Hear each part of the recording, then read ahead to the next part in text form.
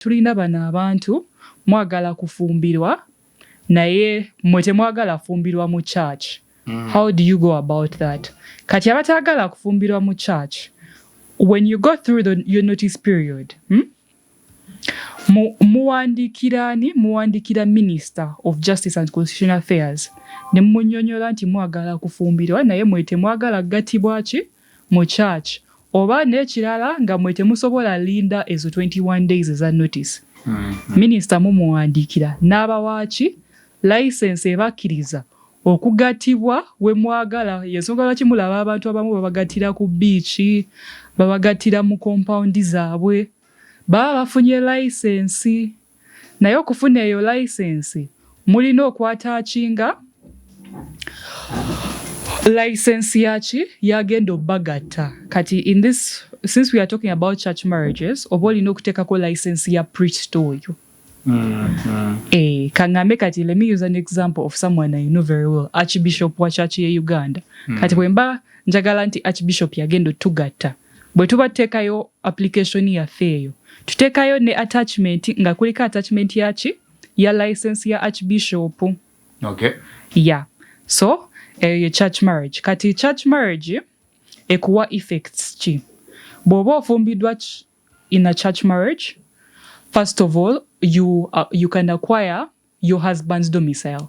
What we mean by your husband's domicile is osobola okukangambe bao kati abeera let me use an example of Mbale. Nga gwe badde obeera Jinja. Kati nawe oba osobola ogenda Mbale. Nemubeera mwenna.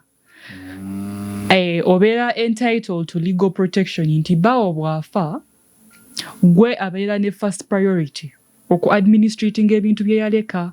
Okay. Yes, obeera protected. Abatali bafumboshe batalina. Tebabuusabuusa, like teba doubting. Okay. Yeah. Kale, tukyagenda mu maaso ne discussion ya marriage. Abantu egasseeko mwebale nnyo nga mutuwuliza ku radio ez'enjawulo, abali mu taxi, abali mu paaka, abali mu butale, abali mu garages, abali ku nnimiro mwebale tuwuliriza, n'abali ku TikTok abakatwegattako MCJP256. So ffe tubikola bwe tutisaidie eno. Jomi, you're welcome. Council ED abali kutwegattako n'abalala bangi abali ku mukutu. Yes, obadde kya proceeding Council Eva. Kati eyo ye church marriages. Kati netudda mu civil. Kati the difference between civil and church sinene nnyo. The biggest difference eri nti bali baba church leader yabagatta bagatibwa mu church. Okay. Eno bwe tudda ku civil side, registrar yabagatta tulina gwe bayita registrar of marriages. Office ya muweebwa mateeka. Kati eyo office bw'obeera e Kampala ogisanga ku NIRA offices.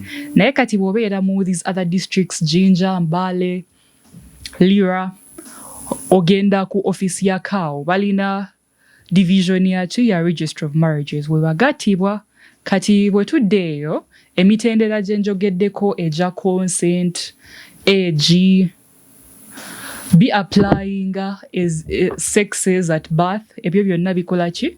Be applying nti nayo ebeera union of one man and one woman to the exclusion of what? Of all others. Kati nayo bw'oba wafumbirwa customarily, kangambe, let's imagine ndi musajja nga nafumbirwa Council Mariam. Nga nafumbirwa ki? Customarily kwanjula.